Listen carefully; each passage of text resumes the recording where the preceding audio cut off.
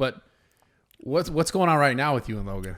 I had to bring this up. The weird thing about it is like I guess it will depend on when because you're not living there right now. I'm not, but I guess it will depend on when this airs. You know what I'm saying? Yeah. I know you said you probably get it out pretty soon. So yeah, we had a little falling out. Listen, it's not easy to work and live together, work, play, live, romantic relationships with like people and just all of that together under the same roof all the time. And yeah, I mean, the catalyst for it is hilarious. I know, and everybody's talking about the shrimp. You told me. We got to talk about that. Yeah. Because I think it's funny. I mean, like I said, when is this going to come out? Probably fucking just post it tomorrow. I'm just going to run it tomorrow. All right, cool. Yeah, then I can. So by the way, guys, if you're watching this, I'm going to be posting these once a week from here on out until you never hear from me again. Because I came back like 3 times. I've been doing podcasts for like 3 years. You should, and I get down and up, but I actually do really enjoy this kind of content. It's fun. It's the best, bro. Podcasts are hot right now. So once a week, when should we post, Steve? Every Thursday. Every Thursday, I'm going to post a podcast. This is my first one back. It'll be a good one, bro. It'll be fun. We got a lot to talk about. Yeah. So, okay. Subscribe, comment, all that good shit. Yeah. So tell me the story. Cause you told me this already. I just wanted to put it on the internet cause it's hilarious. Yeah. I mean, the catalyst for it is this shrimp, and Logan Paul has everything. He has everything in the world. He's got the house, the cars, everything, you know? And if he doesn't have it, he could probably get it. He could get it. Yeah. And so his birthday was coming up, and for my birthday, I don't know if your viewers know it, but he, you know, kind of infamously or famously gave me Lana Rhoades because he knew I was a big fan. Right. And he called up Riley, and Riley activated. And that's actually how you met. That's how me and Lana actually met in real life. Fucking crazy. It was on a vlog. I didn't know anything about it. I turned around, and there she was behind me. She smacked my ass. And the rest is history. And now we're dating, and you know. And you were actually like a real fan of Lana Rhoades prior to this. I was. I think he played it up a little bit. Like obviously, like I was. You know, I'd seen her shit. Like I think every guy's seen a little bit of her work. But like I wasn't like some mega fan that was just jacking off to all her shit. But I knew who she was, and I knew she was like the top. I knew like she was like the unattainable. Like she had stopped shooting porn. Like she was out of the game. She hadn't shot in years. And I was like, yo, this girl is so bad, and like I want to meet her. And then we met and we hung out. So anyways, we can get more into that after. But anyway, so his birthday's coming up, or was coming up, and it was April 1st. And I was like, damn, what am I gonna get this kid? And wait, his birthday's April 1st? Yeah, April that's Fool's kind of Day. sick. It's kind of sick. Craziest day for a birthday. And he historically hates his birthday because his brother pranked him, and people have pranked him over the years, and he hates his birthday. And he always says, I don't want any gifts. And I should have listened there. But my boy Mac, or his boy Mac, our roommate, had this idea. And Logan has always talked day in and day out, different podcasts all the time about this mantis shrimp. He's like, yo, it's my favorite thing in the whole world. I love the fucking mantis shrimp. It's my favorite shit. It's got the strongest punch. I know, it's so ridiculous. It's just so funny, bro. The whole thing is so ridiculous. And so he's like, it's got the strongest punch. It's got the best vision in the animal kingdom. The shit's so dope. So Mac had this idea, and he's like, let's get him a fucking mantis shrimp. So we activated on it. Me and Danny, his executive assistant, activated on it. I love Danny. She's the best. Yeah. Shout out Danny. And so we're just like, you know, going through the motions, trying to figure out like, how are we gonna make this happen? And it's gonna be like, it ends up being like $1,200. We got to get this tank. Yeah. We got to have the people come install the shit. We got to do all these different things to pull it off.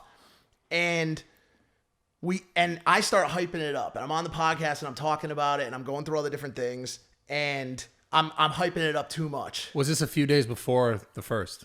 Yeah, it was like a few days before the first was gonna come. So I end up hyping this gift up like an idiot, and we get to April 1st, and I'm about to give it to him, and literally the day before we got the shrimp, we get a call from the people, and they're like, yo, all the ports are closed because obviously we're in the middle of a global pandemic. Right. We can't get the really nice colorful one. We can't get it for you. Okay. And so I'm like, fuck, dude. Like I hyped this gift up. I've been talking about it so much. I've been trying. What was his face like when you were hyping him up? Was he excited? He was so excited. He thought it was going to be like, I don't know if he thought it was going to be like a water slide in his backyard, or if he thought it was going to be like some like award-winning like cantaloupe or some shit. Maybe it's why I pissed him off, because there was so much hype. So that's a part of it. So that's a big part of it. It's been a big learning lesson for me too, like trying to figure out like, yo, where did I go wrong here, and how could I fix this? But so I get him the shrimp, and it's brown. It's like a piece of shit, and like he hates it. So we get the regular one. It's this brown ass fucking little mantis shrimp. Ooh. And his birthday rolls around, And we give it to him. I'm filming it. He's filming it. And at first, he's super excited. I take the blindfold off, everything. But you got like a cage. You got a ton of shit for this, right? Yeah. It was like a $1,200 like tank. Like you had to have all this insulation, all this shit done just to house this mantis shrimp because it strikes so hard. It strikes really hard, so you have to get really thick glass. It could break the glass. It could break the glass. Holy shit! And so we do all this shit, and we give it to him. And at first, he's acting really excited, but then as the day goes on, I start to realize that he's not as pumped about it as originally was. Wait. As the day goes on, I mean, yeah. So dinner comes along, and I got Lana with me, and we're sitting at dinner with a group of people, and Jake's there, and everybody's at the dinner table. And out of nowhere, he points the camera at me, and he's like, "Yo, man, you got me this fucking shit ass mantis shrimp." And I thought it was a prank.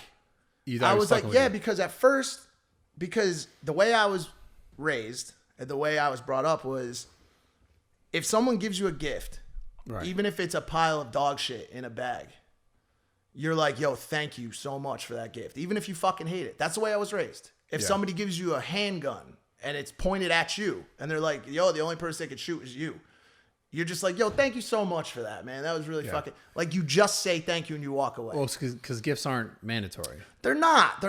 And so, but whatever. That's neither here nor there. But here's another learning I got out of this, besides set realistic expectations. Right. Don't expect other people to always act the way you do. That's huge. Massive. It's been a massive learning for me. And so, like, just because I was raised, and by the way, pretty much everybody was raised that way. If somebody gives you a gift, even if you hate it, my mom gave me socks, Hanes socks, every Christmas. Every fucking year. Shit. I hated her. I hated her for it.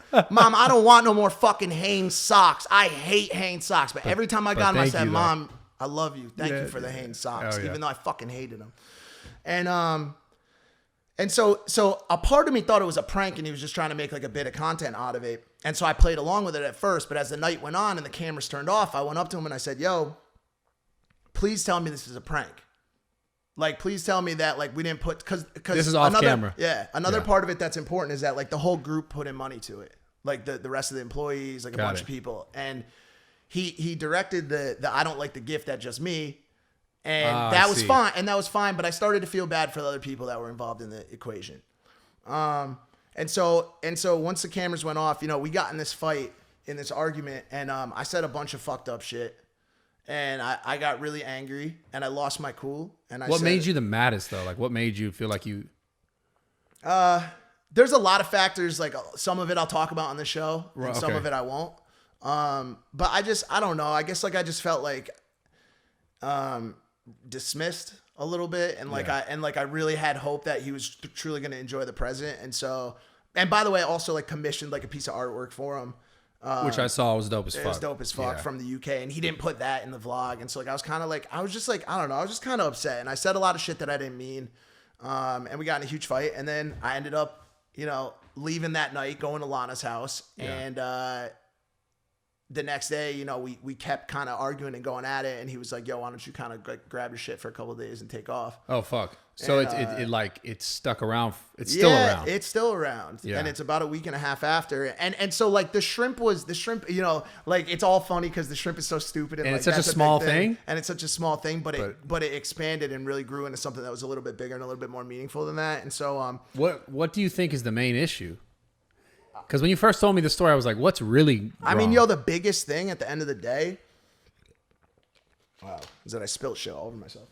The biggest thing at the end of the day is what I said. It's about me expecting things. People to be the way you might be. People to accept gifts or to be as excited as I am about something. And I truly was excited. I really was. And so, you know, I made a lot of mistakes in it, and it turned into this thing that like I think the internet's like kind of aware of right now. And but deep down, dude, like I love that kid. I really do, dude. I truly, truly love that kid, and what he's done for me over the past couple years is I could never repay that. You know what I'm saying? And by the way, vice versa. And he would sit here and tell you the same thing.